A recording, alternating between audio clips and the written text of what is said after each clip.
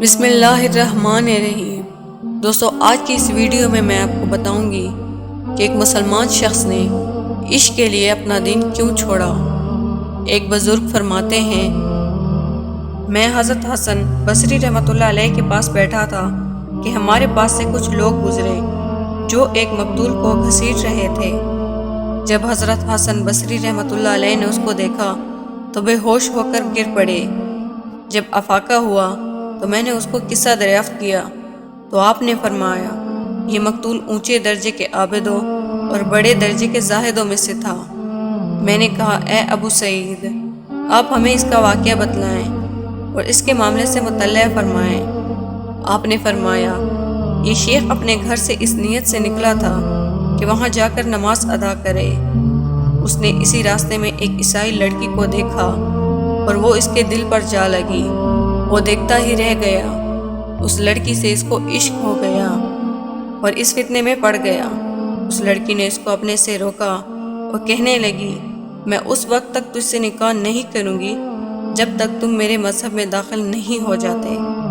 جب ایک زمانہ گزر گیا اور وہ لڑکی کو بھول نہیں پایا، وہ لڑکی ابھی اس کے دل و دماغ میں موجود تھی اور وہ اس معاملے میں پڑ گیا۔ شہوت بھڑکی اور اس کی بدبختی غالب آ گئی۔ اس نے اس بات کو تسلیم کر لیا اور اسلام کو چھوڑ بیٹھا۔ جب یہ نصرانی ہو گیا اور جو کچھ اس سے ہونا تھا وہ ہو گیا، وہ عورت پردے کے پیچھے سے نکلی اور کہا، اے فلانے، تیرے اندر کوئی خیر نہیں ہے؟ تو نے اپنا وہ دین بے قدر شہوت کی خاطر چھوڑ دیا جس میں ساری زندگی کاٹی تھی، لیکن میں عیسائیت کے دین کو اس لیے چھوڑتی ہوں اللہ احد الصمد کے بارے میں ہمیشہ کے لیے کبھی نہ ختم ہونے والی نعمتیں حاصل کر لوں۔ پھر اس نے یہ تلاوت کی، آپ کہہ دیں اللہ ایک ہے، اللہ بے نیاز ہے، اس نے کسی کو نہیں جنا اور نہ اس سے کوئی پیدا ہوا، اس کا کوئی ہم پالا نہیں ہے۔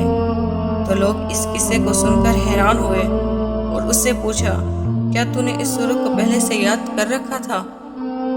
اس نے بتایا، اللہ کی قسم بالکل نہیں، میں تو اس کو کبھی جانتی بھی نہیں تھی، لیکن جب اس آدمی نے میرے سامنے اصرار کیا تو میں نے خواب میں دیکھا جیسے میں دوزخ میں داخل ہو رہی ہوں تو میری جگہ دوزخ میں یہ شخص آ گیا ہے۔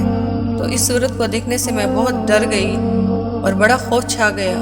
تو مجھے کسی نے کہا، تم ڈرو نہیں اور غم نہ کرو، اللہ تعالیٰ نے اس شخص کو تیرے بدلے میں فدیہ بنا دیا ہے۔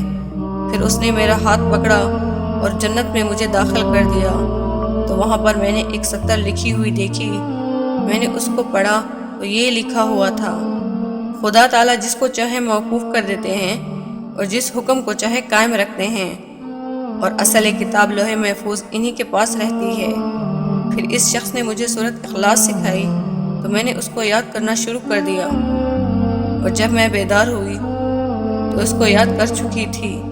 حضرت حسن بصری رحمۃ اللہ علیہ فرماتے ہیں کہ وہ عورت مسلمان ہو گئی، لیکن یہ شیخ ارتداد کی حالت میں عیسائیت پر قتل کر دیا گیا۔